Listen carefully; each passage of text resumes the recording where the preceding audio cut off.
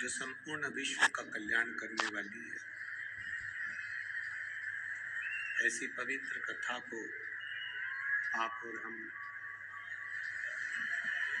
श्रवण करने के लिए विराजमान हैं।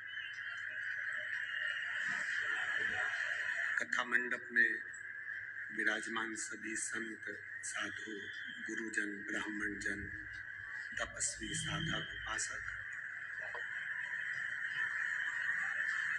एवं समस्त श्रोता भाई बहन, कथा के मुख्य आयोजक श्री हनुमान जी महाराज, श्री हनुमान चालीसा चैरिटेबल ट्रस्ट एवं सांसद श्रीमती नवनीत जी राणा एवं विधायक श्री रवि जी राणा, हनुमानगढ़ी अमरावती। एक बार यजमान परिवार के लिए जोरदार ताली बजाकर स्वागत किया।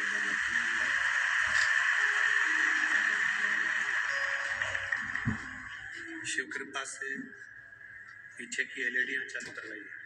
एलईडियां आवाज खोलो, इधर की आवाज खोलिए, पीछे की आवाज खोलिए। शिव कृपा से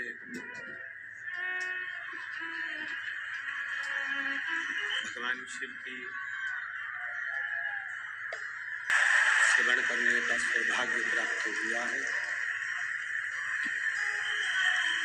कृपा से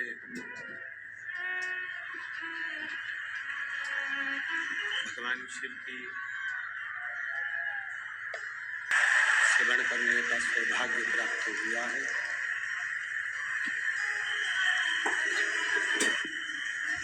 कोटि कोटि भाग्यशाली हैं आप और हम सभी।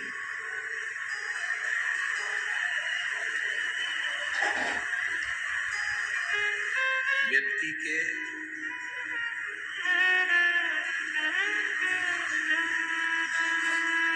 इस मानव शरीर को प्राप्त कर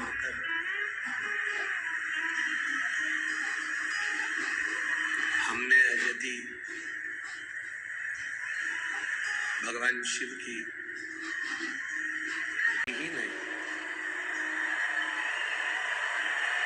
पीछे देखिए, पीछे के प्यार,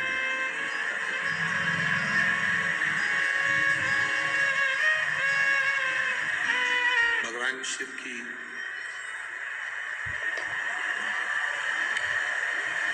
भक्ति अगर हमने करी ही नहीं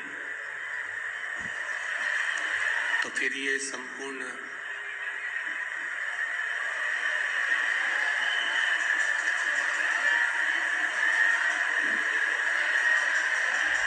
एलईडी नहीं चल रही है कि आवाज नहीं आ रही? आवाज नहीं आ रही।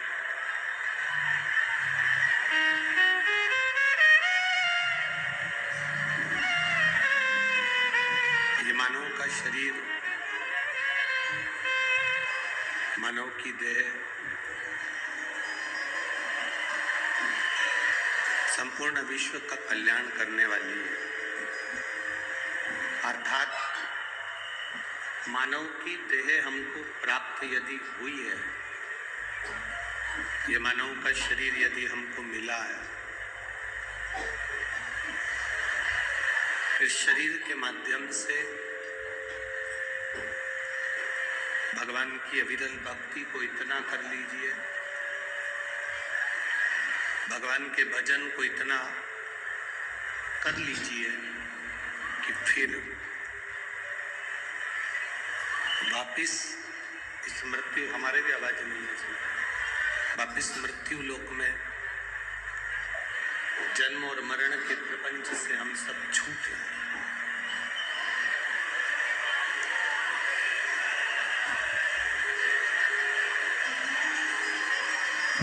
84 लाख योनियां काटने के बाद ये मानव की देह मिलती है,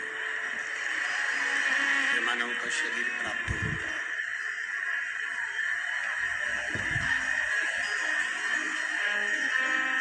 अंतिम बिंदु है मनुष्य का शरीर।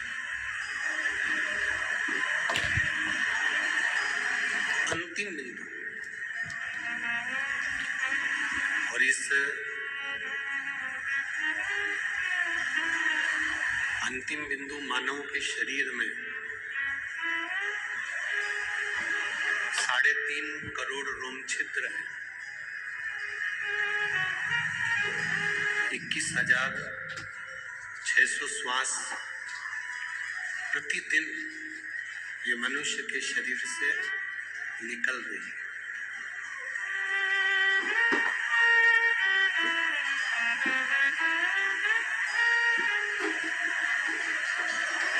साढ़े 3 करोड़ रोम छिद्र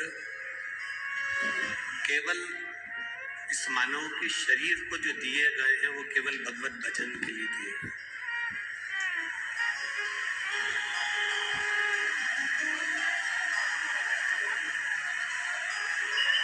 साढ़े 3 करोड़ रोम छिद्र में से यदि एक दिन में एक बार भी हमारे मुख से राम, हमारे मुख से कृष्ण, हमारे मुख से शिव, दत्त, जिसका आप गुणगान करते हो, जिसका आप स्मरण करते हो, जिसकी आप भक्ति करते हो, जिसका आप नाम जाप करते हो, यदि एक बार भी हमारे मुख से निकल जाता है तो ये समझ लें कि 3.5 करोड़ रोम छिद्र एक बार मुख से भगवान का नाम निकलने पर भी तृप्त हो जाते हैं, श्रेष्ठ हो जाते हैं।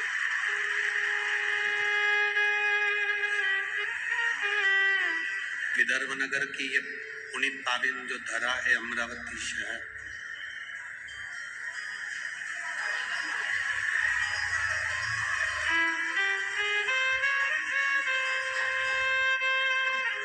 पूरा विदर्भ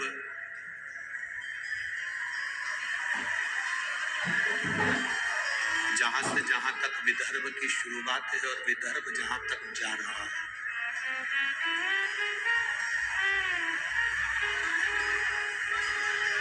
पूरे विदर्भ में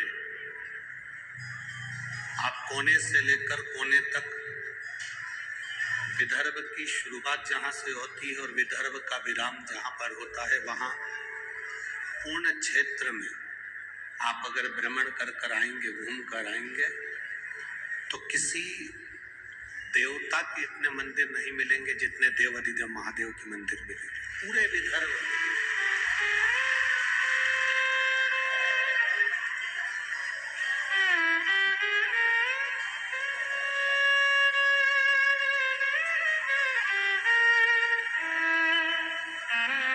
ये पूरा महाराष्ट्र, अभी नासिक की कथा में हमने एक बात कही थी, नासिक की कथा में हमने एक बात वर्णन करी थी कि जितने ज्योतिर्लिंग किसी प्रदेश में नहीं है,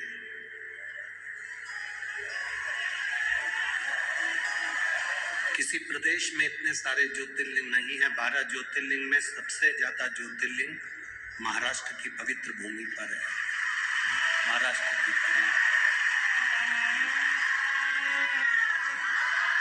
क्योंकि ये महाराष्ट्र की भूमि शिव की और शिवाजी की हमेशा रही है और रहेगी।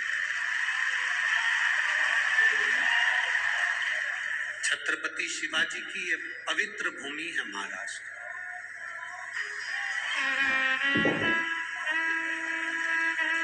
शिव की और शिवाजी की ये धरा, जहां संत, साधु, तपस्वी, साधक, उपासक सदा इस महाराष्ट्र की पवित्र भूमि को साधने के लिए और भक्तों के बीच में भक्ति का बीज बोने के लिए, भारत की भूमि पर इतने संत कहीं जन्म नहीं लिए जितने महाराष्ट्र की भूमि पर संतों का जन्म लिया। साधारण संत नहीं, इस महाराष्ट्र की पवित्र भूमि पर ऐसे ऐसे संतों का जन्म हुआ जिन्होंने प्राण भी त्यागे तो भगवान में समा गए। संत तुकाराम जी, प्राण भी अगर छूटे तो श्री हरि विठ्ठल में समाहित हो।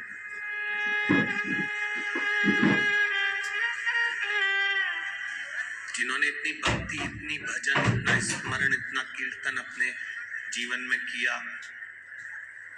कि आज तक संत तुकाराम जी हुए, नामदेव जी हुए, मुक्ताबाई हुई, ऐसे कई संत, साधु, सन्यासी, तपस्वी, साधक जो देते रहे इस महाराष्ट्र की पवित्र भूमि को प्रबल बनाते रहे। आज 5 दिन का जो ये शिव महापुराण की कथा मिली है, आपके आसपास में कई लोग बैठे होंगे जो बोलते रहेंगे, बातचीत करते रहेंगे, पर हमारा तो निवेदन केवल इतना है, 5 दिन मिले हैं, 200-500 रुपए खर्च कर आप इस कथा के पंडाल तक पहुंचे हो, मेहनत कर पैदल चलकर आधा किलोमीटर दूर कथा में जाकर बैठे हो। व्यर्थ की बात में नहीं पड़ना, व्यर्थ का समय खोटी मत करना। जितनी कथा मिल जाए, भगवान का नाम जाप करने का मौका मिल जाए, उसको दिल से सुनना, तो मेरा महादेव भी दिल से देकर भेजे। अपने समय को व्यर्थ मत जाना।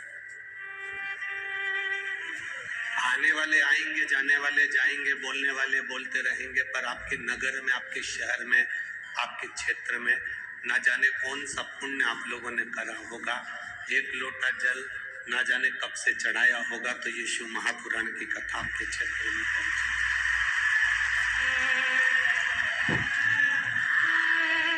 श्रीमती नवनीत जी राणा जी, श्री रवि जी राणा जी, आमदार खासदार जी, दोनों को धन्यवाद है जो अपने क्षेत्र के इन शिव भक्तों के लिए ये शिव महापुराण की कथा को सीहोर से यहाँ तक लेकर आए। अब आपकी जवाबदारी है कि आप कितना ग्रहण कर सकते हैं। स्कूल में टीचर एक होता है, स्टूडेंट बहुत सारे होते हैं। टीचर का काम है बोर्ड पर लिख देना, टीचर का काम है आपको समझा देना। अभी आपकी बुद्धि पर आधारित है कि आप टीचर से कितना ले सकते हैं, और टीचर ने जो बोर्ड पर लिखा उसको अपनी कॉपी में कितना उतार सकते हैं, ये आपके ऊपर निर्भर करता है। आप कितना ग्रहण करेंगे, आप कितना लेंगे, ये आपके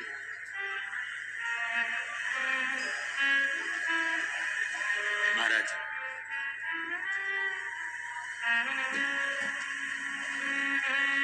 मांबा की पवित्र भूमि है अमरावती।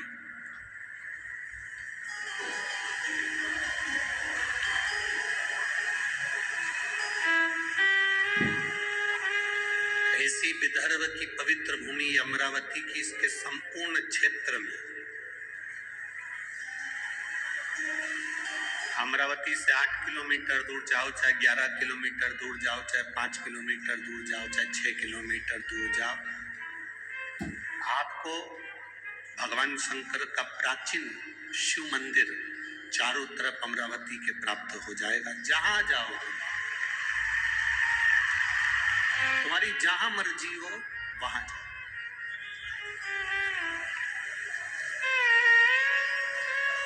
जहां तुम्हारा मन करता।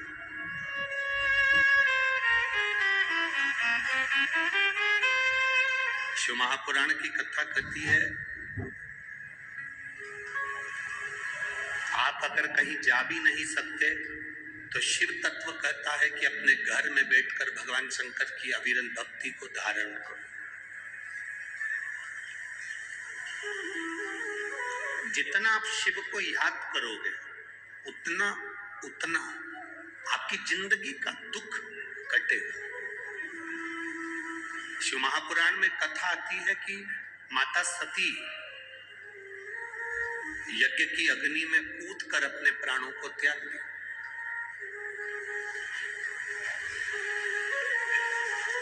अब माता सती जब यज्ञ की अग्नि में कूदकर अपने प्राणों को त्याग दी और माता सती प्राणों को त्यागने के बाद भगवान शिव ने जब देखा कि माता सती के प्राण जा रहे हैं, पर सती ने बहुत बड़ी गलती कर दी।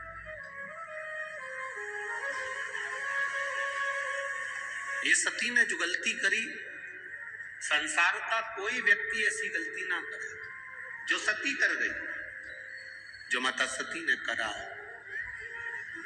क्या गलती सती ने करी? सती ने सबसे बड़ी गलती माता सती ने करी कि यज्ञ की अग्नि में सती कूद गई। हमारा सनातन धर्म कहता है कोई यज्ञ हो रहा हो, कोई अनुष्ठान हो रहा हो, कोई कथा हो रही हो, कोई प्रवचन हो रहे हो, कोई धर्म का आयोजन हो रहा हो, कोई धार्मिक आयोजन हो रहा हो, बन सके तो उसमें प्रयास करना कि अपने हाथ को आगे बढ़ाकर उस यज्ञ को पूर्ण कराने का प्रयास करना, अपना टांग अपना पांव उसमें मत अड़ाना, नहीं तो सती जल जैसे जलकर भस्म होना पड़ा।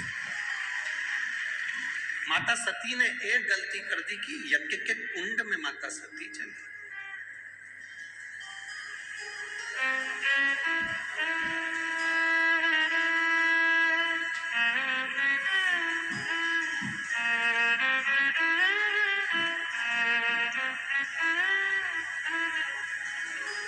आज हम जब कल रात्रि को यहाँ पहुंचे तो सुबह सुबह एक भैया प्रश्न कर रहे थे, यही सांसद जी के यहीं से कोई होंगे सेवादार भाव वाले, उन्होंने प्रश्न किया, गुरुजी आप कहते हो कि मनुष्य को हमेशा सत्य बोलना चाहिए, सत्यम शिवम, क्या व्यक्ति को कभी झूठ नहीं बोलना चाहिए? हमने कहा बोलो। कौन मना करता? पर झूठ बोलने के लिए भी एक जगह है, झूठ बोलने के लिए भी एक स्थान है। जब कोई गाय कसाई के हाथ में आ जाए, कटने जा रही हो, तब झूठ बोल दो कि ये गाय मेरी है और तू अभी छोड़।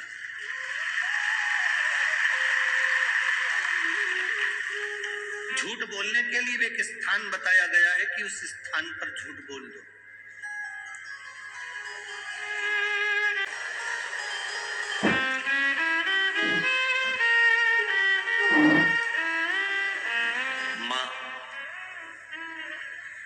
अपने बच्चे को जब डराती है, अपने बच्चे को कुछ कहती है तो एकदम डराते डराते कह देती है बाऊ आ जाएगा। बच्चे को भय हो जाता है, डर जाता है, बच्चे में भय उत्पन्न हो जाता है कि बाऊ आएगा।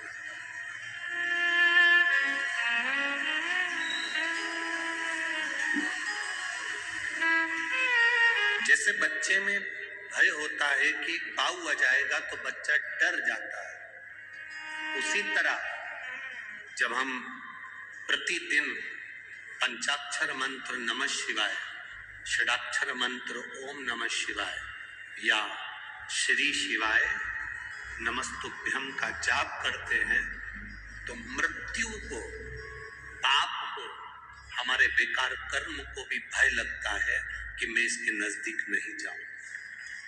मंत्र का जाप, मंत्र का स्मरण, नाम का स्मरण जीव को एक आनंद की अनुभूति करा देता है।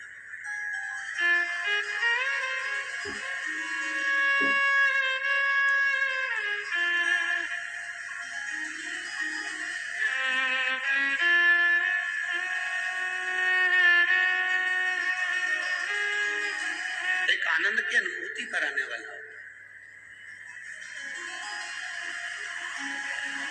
महाराज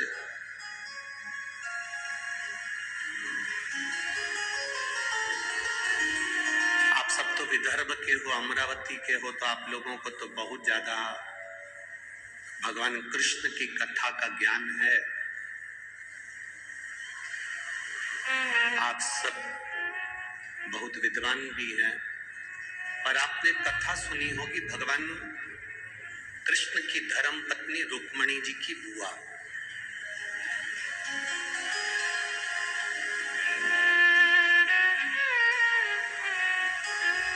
माता रुक्मणी जी की एक बुआ थी जिनका नाम इंदुमती था। क्या नाम था? जम के बोलो जरा। इंदुमती, ये रुक्मणी जी की बुआ है, भगवान कृष्ण की बुआ सास इंदुमती। विदर्भराज भीष्मक की बहन इंदुमती।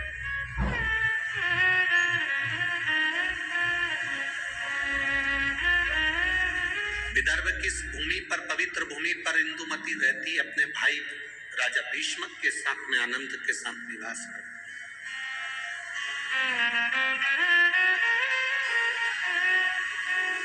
माता इंदुमती का एक संकल्प सबसे प्रबल था। उस संकल्प के चक्कर में जितने इस विदर्भ में कोई द्रोही भी अगर अंदर प्रवेश करने की सोचता था तो इंदुमती को देखकर भय खा जाता था। इंदुमती को देखकर उसको भय लगने लगता था।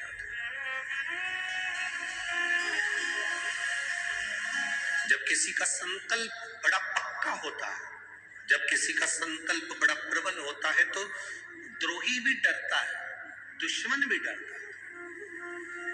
अगर आपका संकल्प पक्का है तो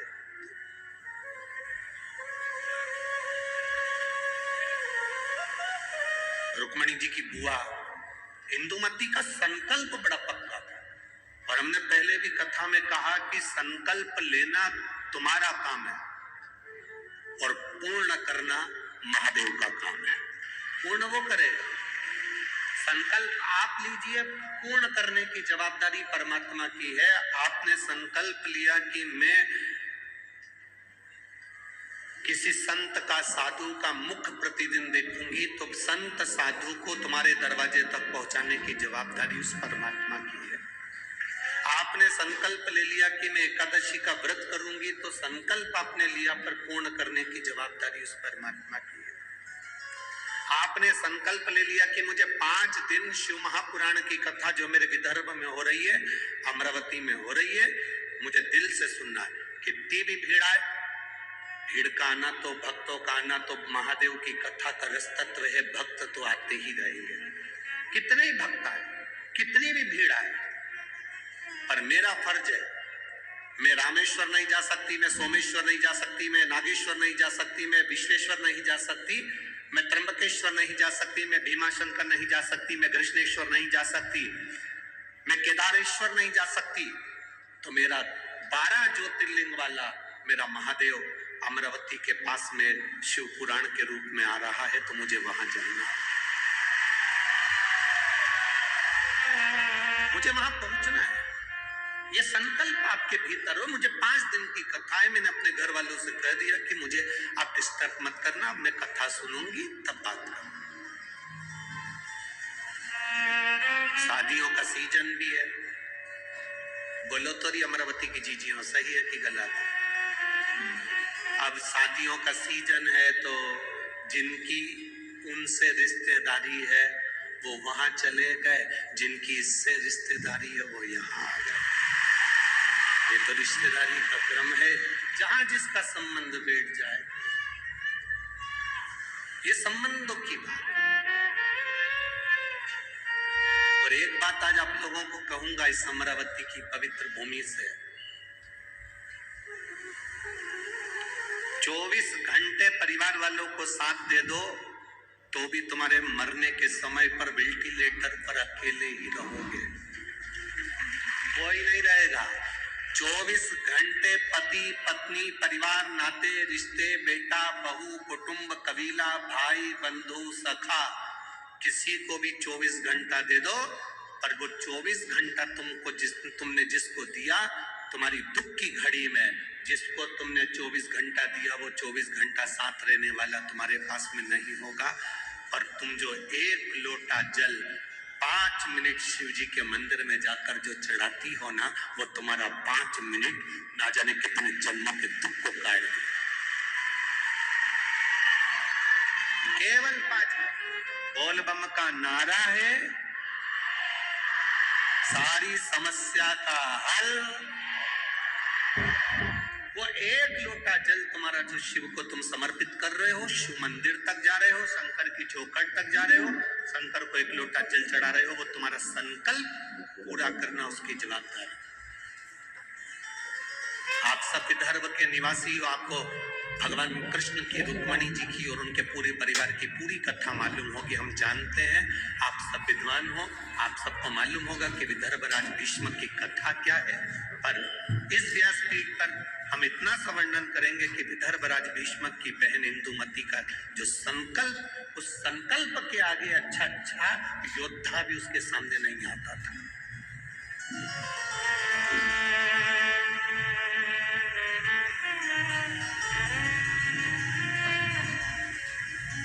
जैसे महाराष्ट्र की पवित्र मां अहिल्याबाई होलकर, मां अहिल्याबाई होलकर के सामने जब चारों तरफ से आक्रमण हो गया तो मां अहिल्याबाई होलकर ने देख लिया कि मेरी सेना कम है और विद्रोही ज्यादा। सेना मेरी कम है पर विद्रोही ज्यादा है। तब मां अहिल्याबाई होलकर ने भगवान शंकर के शिवलिंग को अपने हाथ में लिया और युद्ध के मैदान में पहुंच। हंसते हैं लोग, दूसरे धर्म पर कोई नहीं हंसेगा, पर अपना ही व्यक्ति अपने धर्म पर हंसता है। क्या शंकर जी को जल चढ़ाने से सब काम हो जाता है? क्या शिव जी के बेलपत्र खाने से बीमारी दूर हो जाती है?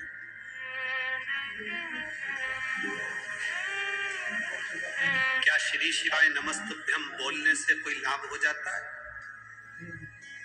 ये पहले दिन के पत्र हैं, आधे इधर रखे हैं, थोड़े इधर। 5 दिन में पत्रों की संख्या, जिनके मन में संशय हो, इसमें मोबाइल नंबर भी रहता है, इसमें उनका एड्रेस भी रहता है, इसमें उनका फोन नंबर भी रहता है। आप उसको फोन लगाओ, उसके घर जाओ और मालूम करो कि बेलपत्री का क्या फल है, शंकर पर चढ़ाए हुए जल का आचमन करने का क्या फल है।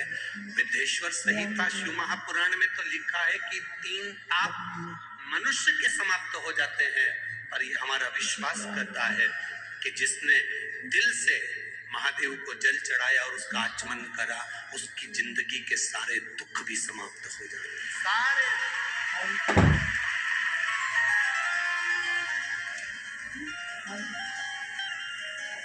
खाली ना जाता कोई,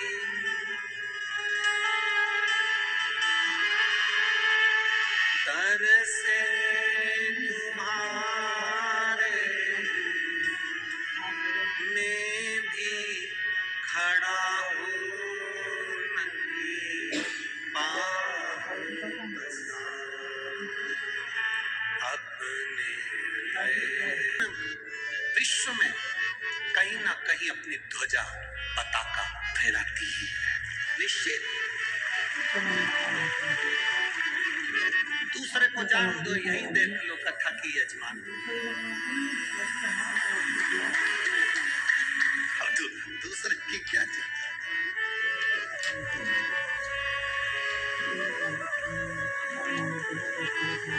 श्रीमती नवनीत जी राणा जी को देख लो, हंसा जी, ये भी तो विदर्भ की बेटी है, दूसरी जगह कहाँ जाए, यही देख लो। अब शिव कथा कह रहे हैं, इंदुमती का संकल्प बड़ा प्रबल है। इंदुमती का संकल्प, आपके भीतर जो संकल्प आया, मुझे कथा में जाना है, पूर्ण करना महादेव का काम। आपके भीतर संकल्प आया, मुझे जो शिव महापुराण की कथा सुनने के लिए आ रहे हैं उनका मुंह झूठा कराना है, मुझे उनको पानी पिलाना है, मुझे उनको कुछ खिलाना है। संकल्प आपका, पूर्ण वो करेगा। पूर्ण करने की जवाबदारी उसकी है।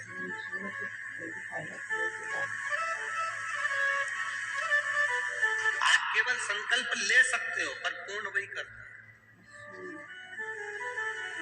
और जब वो पूर्ण करता है तो कुछ ना कुछ सुख जरूर देता है। एक व्यक्ति ने, एक गुरुजी जा रहे थे, गुरुजी ने एक व्यक्ति से कहा, तू इतना विद्वान होने के बाद तूने जिंदगी में कोई संकल्प नहीं लिया, कोई संकल्प ले।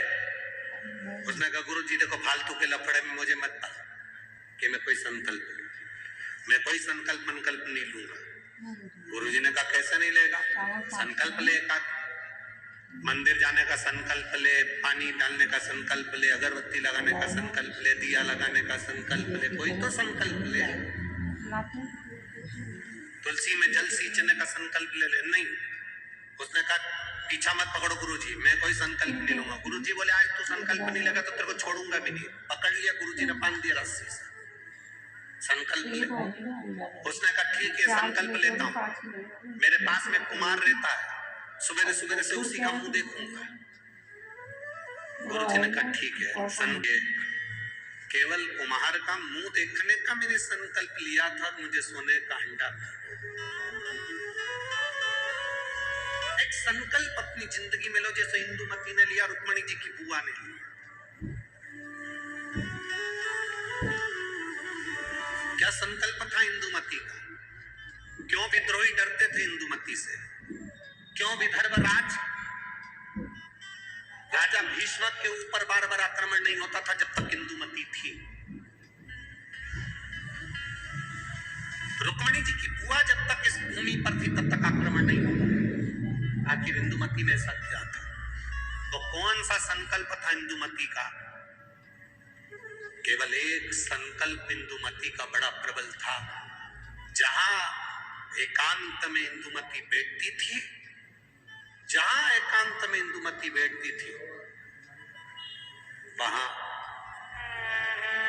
पार्थिव शिवलिंग का निर्माण करती थी, उसका पूजन करती थी, और उस पार्थिव शिवलिंग का निर्माण कर कर पूजन कर कर उस शिवलिंग को विसर्जन करने जाती थी। जब तक वो विसर्जन करती थी तब तक मुख में जल भी नहीं लेती थी और केवल शिव नाम का जाप किया करती थी, केवल शिव। इतना संकल्प प्रबल था कि जब वो जाती थी और कोई उसको बीच में अगर टोक दे, अपशब्द कह दे और वो निगाह उठाकर उसको देख ले तो उसके शरीर में आग लग जाती थी। इंदुमती का संकल्प इतना प्रबल था, इतना प्रबल संकल्प।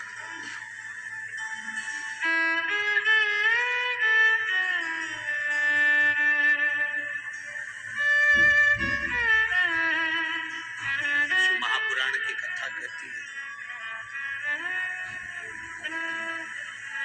शिव तत्व कहता है, देवादिदेव महादेव की कथा वर्णन करती है।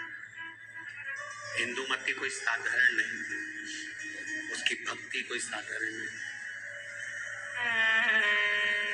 उसकी भक्ति साधारण नहीं है। इंदुमती साधारण नहीं है।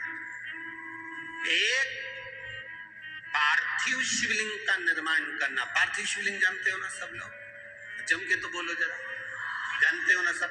मिट्टी का पार्थिव शिवलिंग का निर्माण जब हम करते हैं तो दुनिया के लोगों को लगता है कि हमने शिवलिंग बनाया,